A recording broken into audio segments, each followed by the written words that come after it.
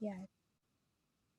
Thank you so much, John. It's so great to see you again. And we're so happy to be sharing our experiences with like minded individuals from outside of the Philippines. So happy to see you and so happy to everyone who is attending this sharing. And as John mentioned, we just came back from a very disturbing patrol. We saw more than 100 trees sliced down, cut down to the ground, several hectares burned, and tens of structures put up, which we assume is being done by a land speculator inside the protected area and the watershed around Masungi.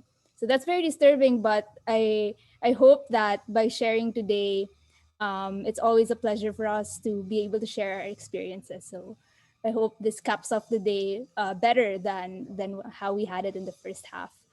So my name is Billy. I'm a trustee at the Masungi Georeserve Foundation.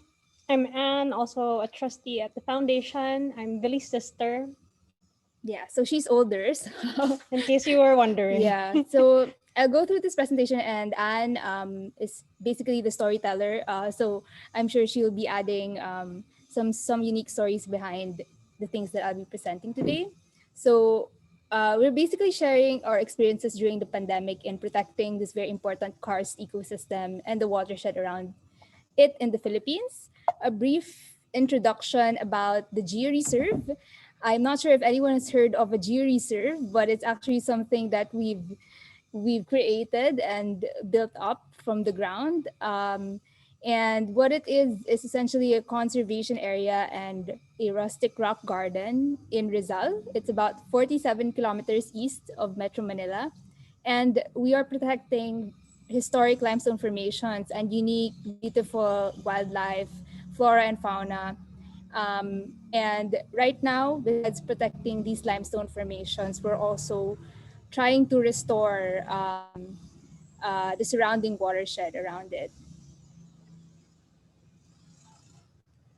So our story actually started in 1996, as you can see in the photo on the upper right of the screen. You can see the spine of the limestone formations, all bare and devoid of trees of life. And that's because the area has been a victim of illegal logging, land speculation, quarrying, and many other things that led it to this very grave state.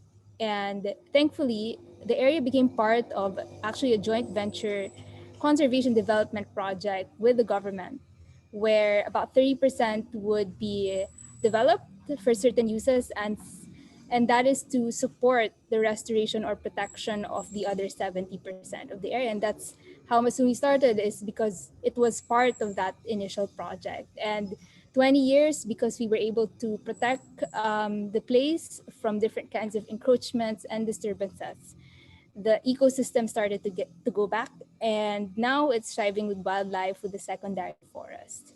And now you can hear the sounds of birds, and that sounds of insects and cicadas, if you're hearing them from the screen, rather than the sound of chainsaws. I don't know if you want to add anything to that.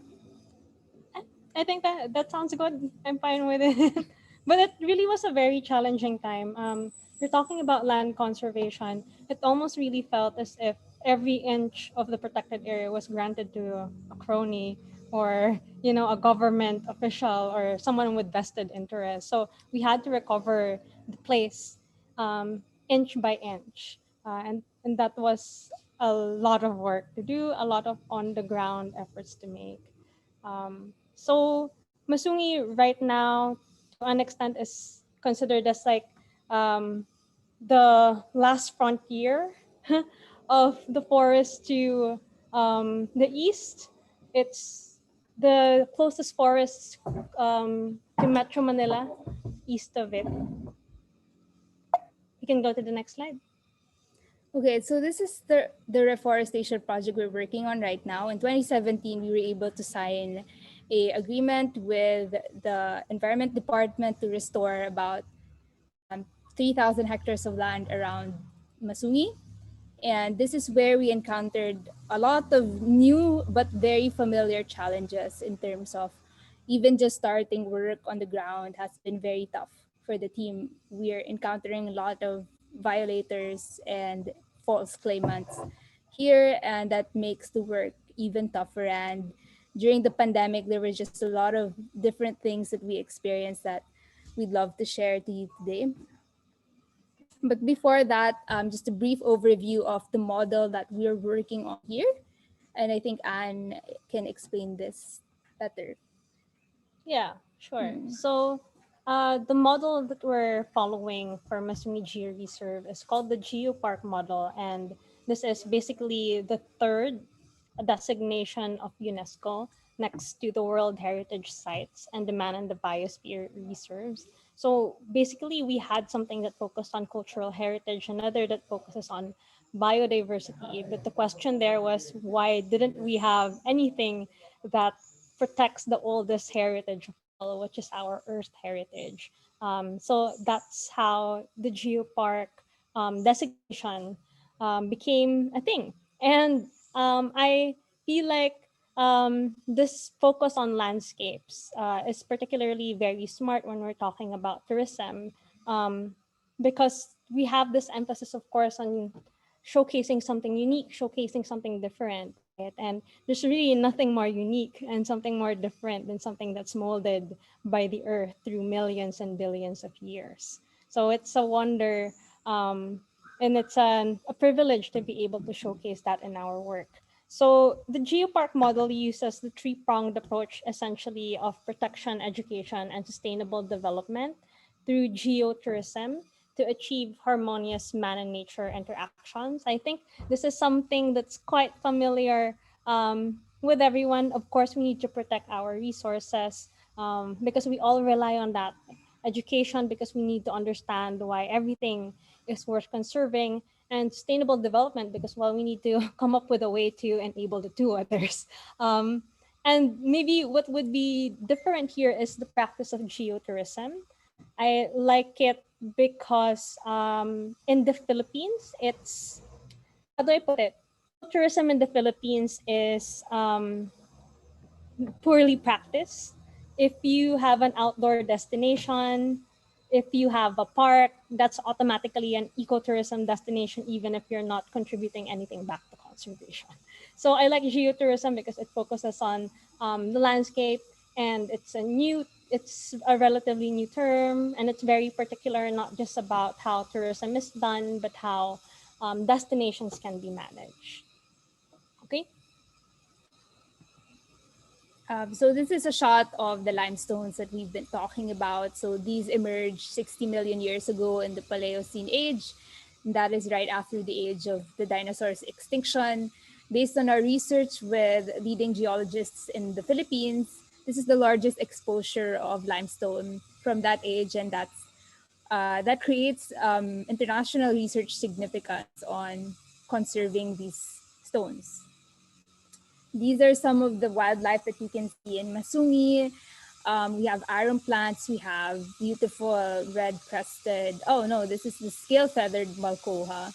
Um, and to the right, upper right side, you have the jade vine that's color purple in Masungi.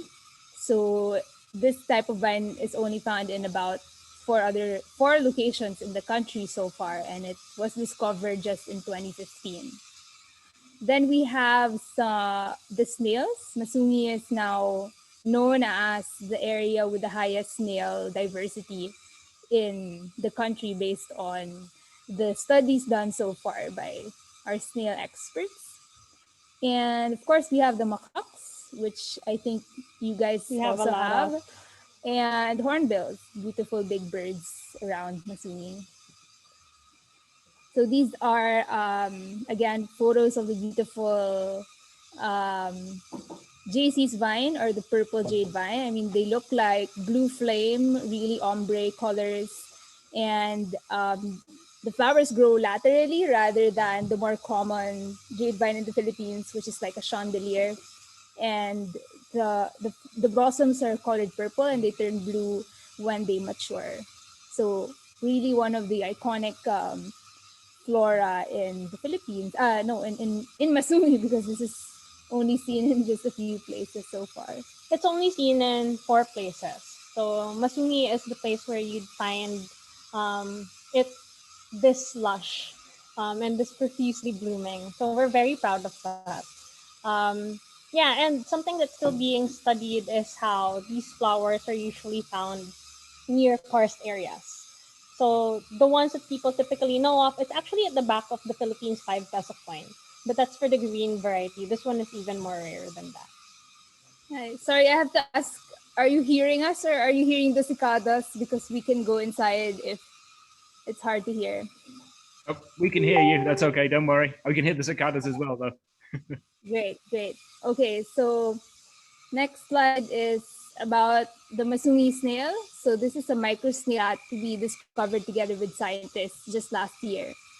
So it's no larger than a grain of rice, and it's a subspecies of a snail that can only be found among Masungi's limestone formation. So this was a breakthrough for us because it means that protecting our limestones is protecting a whole subspecies of snails. Okay, so here are some of the activities that we did during the pandemic. I think Anne Sorry, before is the we go first. into this, I'd Yeah. just like to so Billy was able to show at least different two different wild forms of wildlife that we're proud of, and that really ties into the entire idea of geotourism, because geotourism actually is all about um, showcasing the landscape, what's unique about it, and then weaving in cultural and natural elements to create a unique sense of place and create an identity of place that people can rally behind, that will convey essentially why a place is worth conserving or worth giving a fighting chance. So it's in building that story, showcasing it through tourism, um, making it more felt by people on the ground, by the communities, by visitors, that it becomes clearer for a lot of those around us why we should be given a chance even if it's close to the metro. So what do you want me to discuss about this exactly? This is what you did during the pandemic because you were the first one here, stayed Yeah. during the Yeah, pandemic so and focused on the community, helping the community right, get of through it. course. So, of course, last year was a very difficult time. In January, a volcano actually blew up. So, well, the effect of that is there wasn't a lot of tourism going on during that period. Even if it was far away, the ashfall was reaching us. And then come February, we got attacked by a quarry who wanted to take ownership of about 1,500 hectares of land belonging to the reforestation site. So all of that was happening, and then all of a sudden March happens, and the pandemic comes in, and people started going on lockdowns. Everyone was scared. Everyone had very little information about what we were facing, about this very invisible enemy that we now face. So we had a lot of initiatives with the community so that everyone can adapt faster. Um, we had to go as far as translating the readily available information into Filipino, because not a lot of people have access to the internet and television. Not a lot can understand English. So a very specific handbook that debunks myths and gives them the right information. Then we also were able to tie up with a lot of our past visitors, thankfully, to give support to the communities around us. So it's actually really heartening, because even if guests couldn't come to visit, they would be sending in messages asking us how we're doing, and trying out to find their own ways to contribute. Um, May it be by giving hygiene kits or giving food supplies to people who all of a sudden do not have jobs because of the lack of um, transportation, the lack of certain industries that they rely upon. So here are the threats that we faced just in 2020. I mean, even before, but these are the instances in 2020. So in 2020 in March, as Anne already mentioned, we were fenced out. 100 meters of barbed wire suddenly appeared. and they were nailed onto the trees the rangers were protecting. And obviously, it was to stop reforestation efforts. And we found out that it was the quarry operator that had interests in the area. We campaigned about it. In 8 days, the Secretary of the Environment of the Philippines actually came over and took down the fences, announced that these quarrying permits will be canceled.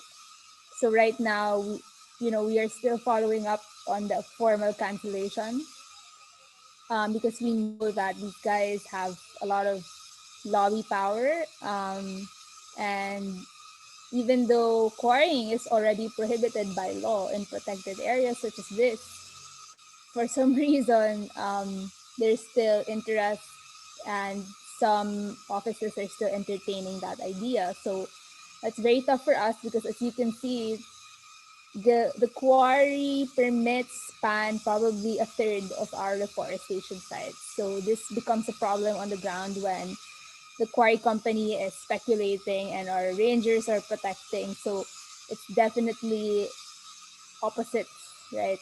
Opposites of what each is doing. So our call is really to have these canceled as soon as possible, because Of that course. that is unfit for the place. It's a geohazard zone. It's a watershed. It's a protected area. It's a wildlife sanctuary. It's a geotourism zone. Can't run out of reasons why, but As early as yeah. 1904, the colonial government already understood how important it was, so it's mind-boggling that Mhm. these exist in the Yeah. watershed. So essentially, the photo you see on the right are the mountains that will be leveled off if this continues, and it will be like this. And this is what mines in the Philippines looks like. Quarrying is definitely a very big threat and a very powerful adversary of conservation. Land grabbing is also another huge threat. On October, Anne and I, so I'm the girl in the photo wearing a moss green jacket, and we just saw a fence put up with private property signs and guards with long guns, just blocking our way.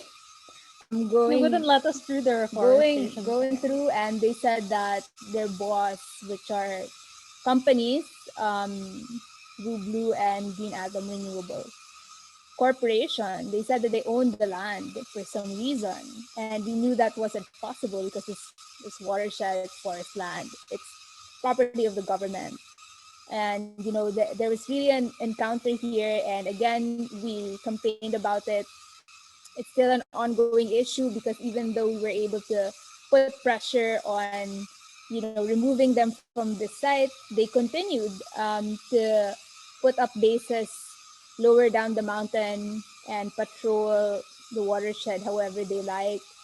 And it's the same group that we saw today. We This is a huge update to the situation that they're actually burning areas and installing outsiders and putting up structures to stake their claim and to make it harder for authorities to remove them.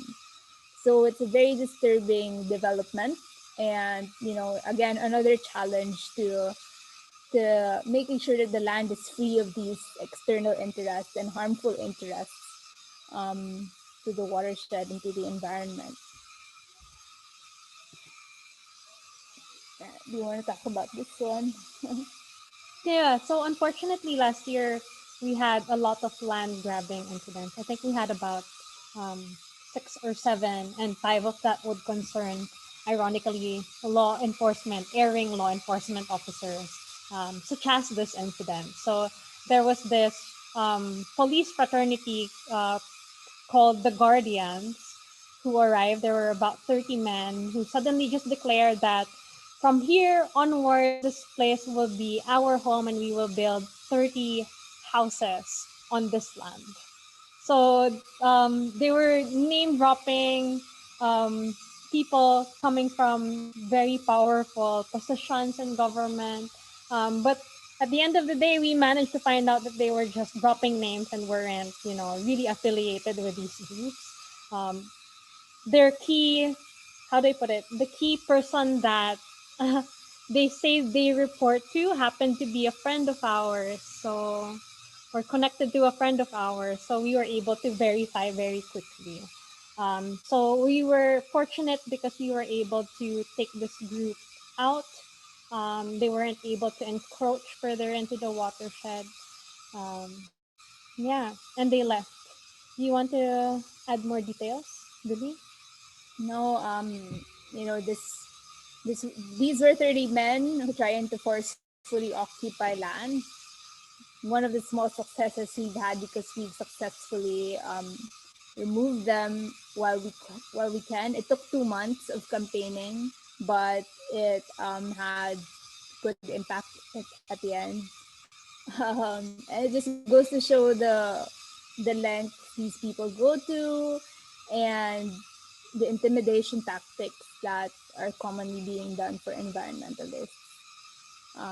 So this is definitely one for the books.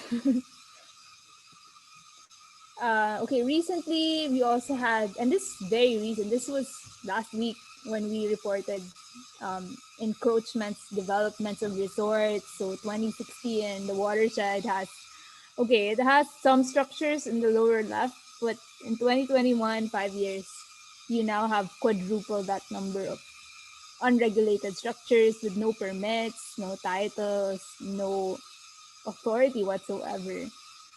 So that's really, again, disturbing to us as conservationists, but I'm not sure in typical culture of the country if this is still disturbing to them. So again, our role is to tell our stories and to show people that this is not okay. Um, but yeah, we keep on seeing these things again and again. Um, when these structures encroach, expand, they cut down the trees without any remorse, and vandalize and stake different false claims on it. So it's it's very, very sad. These are some of the trees that have been cut down. Um, yeah, today the count is plus 100. Not just plus 100. That's Yeah, most it's definitely not that just is more 100. than 100 trees. So it's still happening. Timber poaching, burnings. Yeah, commonly here it's not. I mean, there's small scale burnings, but the really alarming ones are the ones that are backed by personalities and are used to clear land for possession, occupation, and things like this. So that's really crazy how these things are, yeah, not yet curbed. I mean, we already have the laws against them, but it seems there's so much inertia into enforcing these laws, or they're treated as nice to haves, but not something that will be implemented in real life. Initiatives by Masungi, online, offline. Yeah, we did a lot. As I said, every time there's an issue, when letters don't work, we have no other choice but to tell what's happening to the public. And even though that's risky, both on the side of violators and the side of government partners, then we have no other choice. So we work a lot of online campaigns. We've produced mini documentaries. We've done partnerships where we could, and a lot of webinars. Sometimes we invite John to speak in these education webinars just to kind of mainstream that mindset of conservation that isn't still there um, in the Philippines. This is the BioBlitz. Yeah. Um, of course, we also couldn't stop our community initiatives. So wanted to run them, especially the ones that have something to do with education and the youth. So last year, all of our field trips, all of the offline on-site activities that we ran couldn't happen because of the lockdown. So we transitioned a lot of these activities online. We did a lot of webinars as well with students, telling them about the environment, conservation, and sustainable development, just presenting to them that there's, a better option than traditional development that, tends to destroy forests. And what you see here in the photo is a project that we did um, with rather as funded by the National Geographic Society. We ran a bio blitz, a backyard bio blitz with students.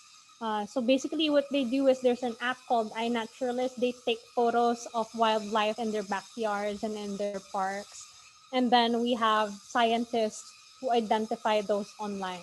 So at the end of the day, I think we had, not at the end of the day, it was a week-long challenge. We had 3,000 um, observations, and at that time, I think it totaled to almost 10% of the total observations in the Philippines. Almost overwhelmed the system. But the good thing is it really brought about a different level of curiosity from young people who used to not understand the kinds of wildlife and unique life that thrive in their backyards. So the Philippines, it's really sad when that happens in a country that's as mega diverse as ours, with so many things that we could be proud of, so many things that can't be found anyplace else. And yet, what we saw typically, what we'd see would be kids looking forward to or knowing about tigers, knowing about Latin American parrots, but not understanding the cloud rats or the jade vines in their backyard. So hopefully, these initiatives are a step further into bringing them to care for the place some more. And many others really, but I guess that would be a good enough summary or showcase activity. There are also lots of attention to increasing monitoring measures and capability. So surveillance, enforcement, quick response, and visibility. We're happy to actually really have the conservation community globally by our side. We learned so much on how to deal with the things we're going through on the ground, from wildlife protection solutions, global um, wildlife conservation. Greenpeace taught us a lot about how we can manage all of these prolific things that we were facing.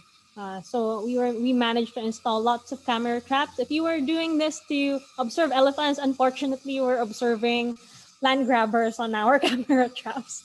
Maybe later on we'd have better wildlife. We already have 2 drones with the organization that allow us to monitor areas remotely, um, regularly from the air, and many other initiatives to increase visibility. Only this pandemic, I think, from having 2 ranger outposts, we now have 12. From just having some 5 kilometers of monitoring trails, we now have 15. So a lot of progress really in the last year, despite the difficulties. So busy, such a busy year. And of course, we had a lot of community engagement and empowerment activities.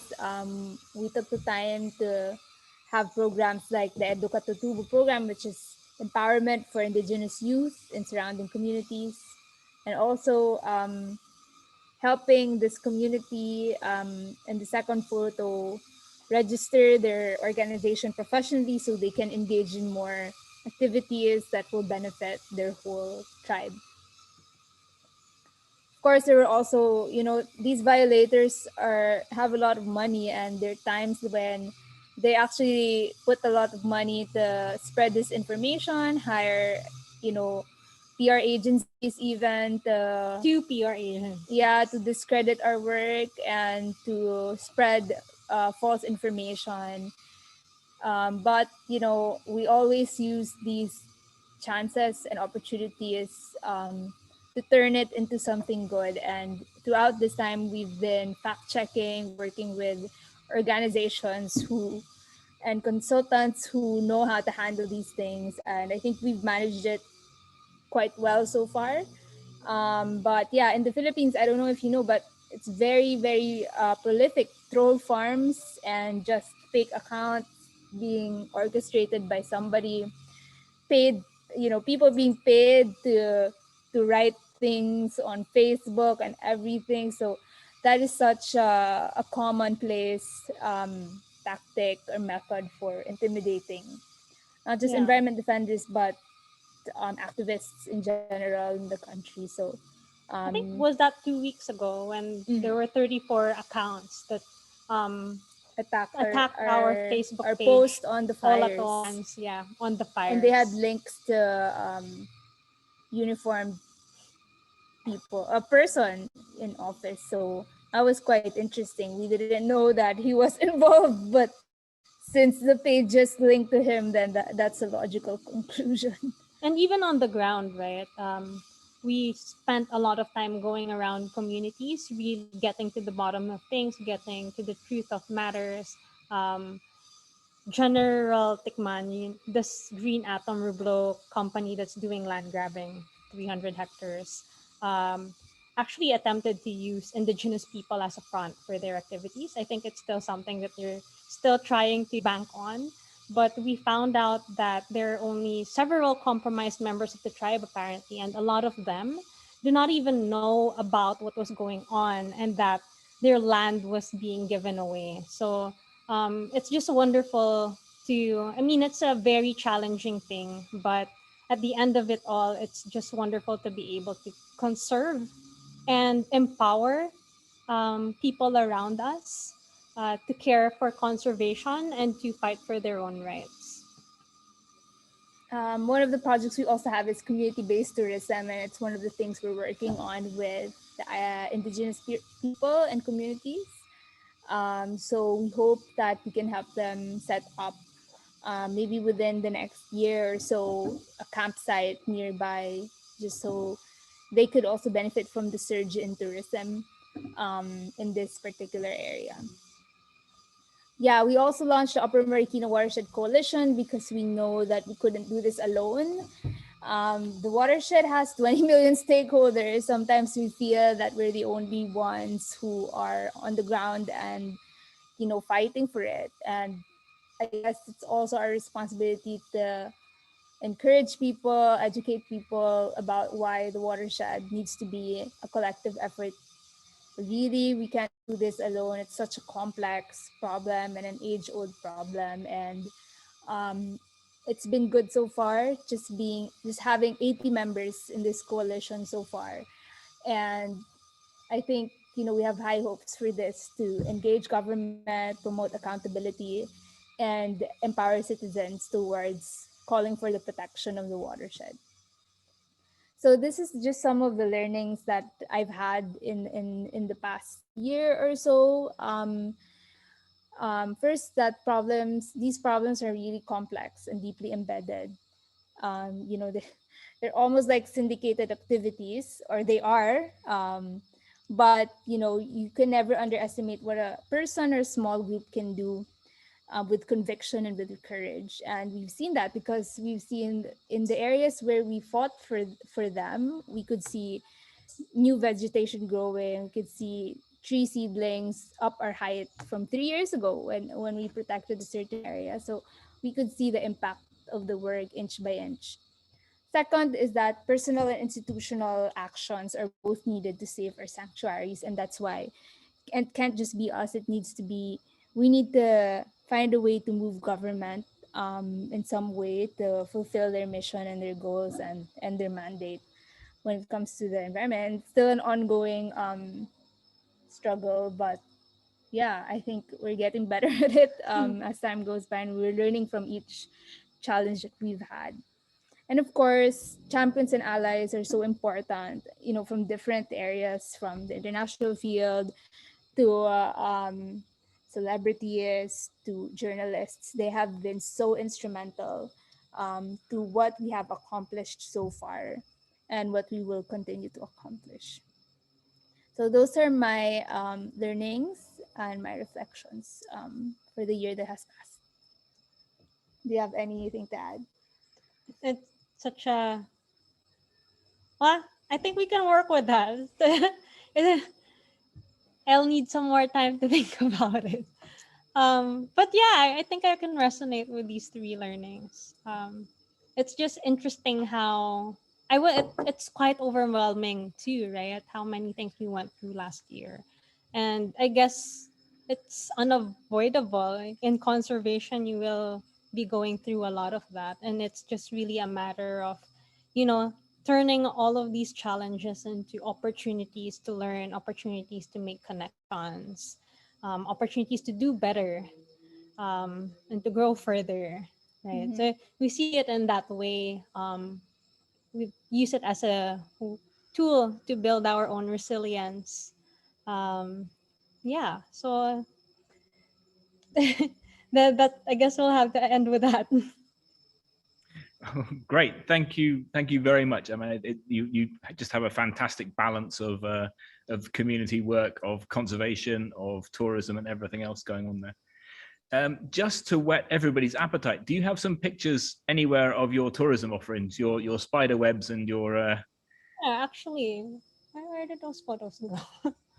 so we because of course Not you do a lot of incredible work on the ground that you've just described, but I think if we have a chance, we should show people some of the things that when they can find on. right. So I'll stop Yeah, sharing we'd for love to. now, and maybe I'll look for the file while you ask some questions. Not only do you do all of these things, it's a completely innovative tourism you do. I mean, globally innovative, the tourism program that you have as well. So we ought to try and censor people. Right. So While you're looking, you also and you missed the typhoons. You had two typhoons as well. I follow you closely on Facebook. So in all the other things that 2023, I think you had two typhoons back to back, didn't you? Yeah. Yeah, just to add to it. And I also see you now have a virtual field trip website. Can you talk a bit more about that? How has the take up for that been? Because we've been doing a lot of sort of more ad hoc, not as well organized as you are.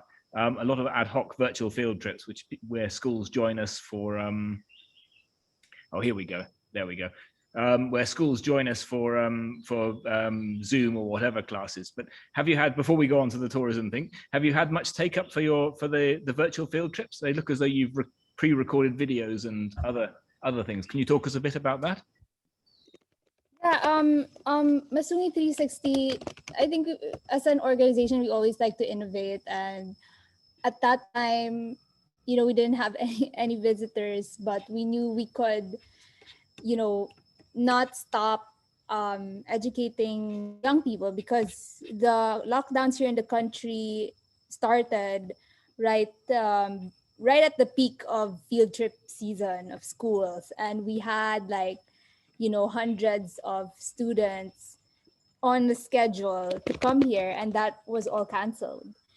And we were thinking, how can they still come here even if there were restrictions, and also not only that, but how can we make sure that it's something that's scalable, it won't take away from the time that we also have to use for conservation and other things. So we wanted to create this whole platform that can run by itself. And we wanted to, can you show the website, masungi360.org? Yeah, we wanted it to run by itself, so we chose to have a standalone website shot in 360 degrees, um, let me and share screen. drone technology, and it's gamified so that students won't get bored. So essentially they take a virtual discovery trail, virtual legacy trail, a virtual journey outside of Masungi and into the communities to see how they're doing during the pandemic, and how has climate change affected their daily lives, and even a special mission, which is writing a letter to leaders on why Masungi needs to be protected. So it's been very fun creating this. We had a volunteer videographer. We just had to pay for the development of the website, which for which we had a fantastic and reliable web developer, and he was able to do this that hasn't been done before in the Philippines. And what we did, it's not only to help Masungi, but to help the travel agencies that have been, some of our travel partners have lost the entire firm because there were no more school trips, no more tourists, foreign tourists. So what we did to make sure that this runs is we partnered with one of our travel agencies so that they will be the ones to talk to the schools and sell this in. And and that will also keep them sustainable. And so far we've had more than 1,000 paying students, taking this up, and more to come for the next school year. So really very exciting how how much further we can take this. But There even are actually some schools who have been requesting for specialized content per year level. So some said they'd be willing to sign their students up for 3 years, assuming that we have new content each time. So really interesting. Actually, I'm already happy just seeing it live. It's not even about the funding, but definitely that will help. That will help a lot. Yeah, very cool. So should we take you through some photos of Masungi? Yes, please do. Billie was logged out of her Instagram for some odd reason. Are you sharing now? I want to share. No, not yet share. No, I can't share because I'm logged out. Google is okay. Not the best shots, but okay. Do you see our screen? Not yet. You need to share screen. Okay, so these are some of the iconic spots in the Discovery Trail. There's biomimicry with the Sapot, spiderweb style viewing platform, atop limestone formations looking out at Laguna de Bay and the Sierra Madre mountain ranges, which are the largest lake and largest mountain range in the country. We have, an 80-meter long rope hammock atop the forest canopy, which is very Instagrammable. And then we have floating huts made of bamboo, and very Duyan. interesting. Have we talked about that? Yeah, I've talked about Duyan, and then our limestone peaks. So those are some of our cool spots inside Masungi that made it quite popular among not just young, but among Filipinos in the past 4 to 5 years. There was a time where we had a 6-month wait list for people coming in, because even though we had such demand, we didn't want to sacrifice it being a sanctuary for just for mass tourism. So we're very strict with all the rules. It needs to be pre-requested. They can't just walk in. We screen the visitors for their intent. And we train the park rangers to be able to manage all types of visitors and implement the protocols within.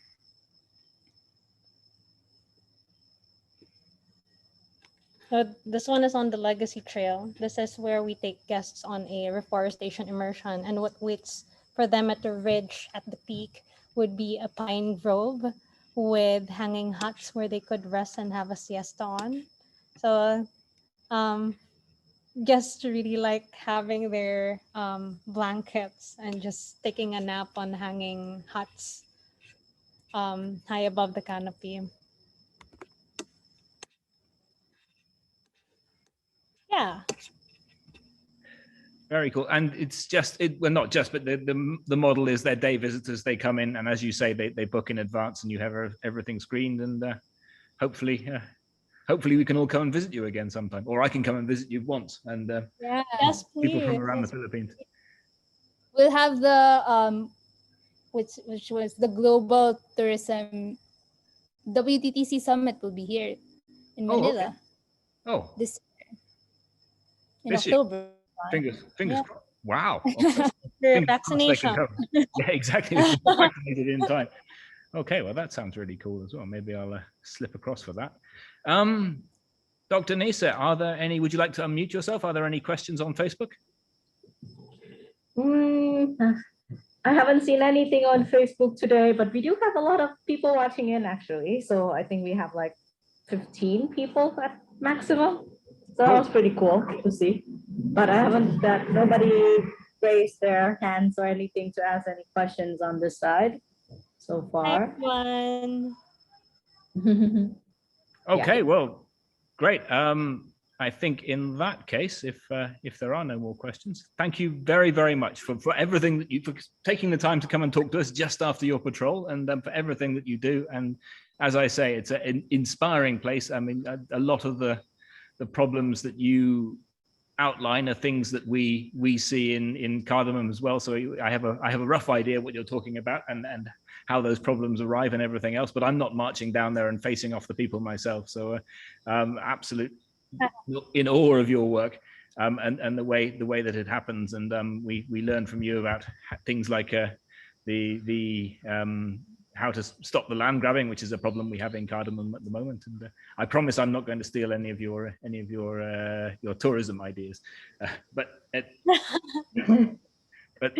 fantastic work, and thank you very much for talking. And sincerely hope I can come and see you all sometime, because again, never been to the Philippines, and I really I follow you very, very closely to see all of the things you guys are doing. Thanks for always keeping in touch, John. We really appreciate it, actually. Oh, cool. Okay, well, that's it. If there's nothing else, thank you very much, ladies. I will go off the Facebook and. Thank you, Nisa. Thank you, everyone. Bye-bye. Bye-bye. Your cicadas have gone quiet as well. I know. Just when we were about to end. Bye, everyone.